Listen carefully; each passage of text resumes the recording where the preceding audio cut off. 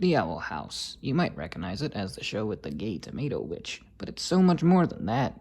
Created by previous worker on Gravity Falls Dana Terrace, the show is about Luce, a human girl that gets transported into the magical world of the Boiling Isles. She learns to be a witch under the guidance of Grunkle Stan's ex-wife. Luce meets new friends and has many misadventures along the way. I remember seeing the entire first season and falling in love with the intriguing story and all of the likable characters. With season 2 on the horizon, I thought it'd be fun to talk about my hopes for the future of the series. Here are 5 things I want to see in Owl House Season 2. Buh.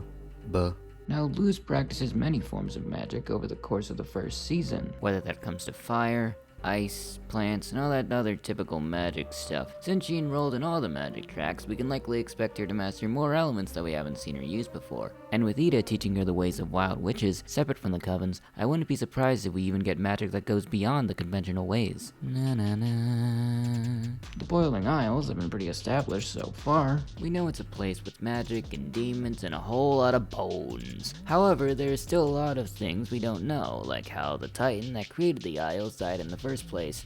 What are Emperor Belos' intentions with the Isles and the human realm? Maybe we can learn the history of wild magic and the persecution wild witches faced. There's so much potential that would be cool to see in season 2. Now let's talk about Amity. She starts the series off as a typical bully archetype, but over time she develops a friendship and what appears to be a romantic interest in Luz. It's apparent that they're trying to set up a possible relationship between these two characters, and I'm all for it. I'm interested to see this relationship develop into an interesting dynamic in season 2. I know Disney has a difficult time with LGBTQ plus representation, with them having to care about worldwide profits, but I'm hopeful that Dana Terrace and her team will be able to break new ground and make this pairing happen. Buh. Okay, so we have this person. They show up at the end of the final episode of the first season, employed by Emperor Belos to watch over Lucinita. Since they wear a mask, maybe there's something secretive about them? Ooh, if they're gonna go that route, I just hope it's not one of those things where they wait for the final episode to answer it in an unsatisfying way. But I'm confident with the quality of the show so far that this character can be made interesting.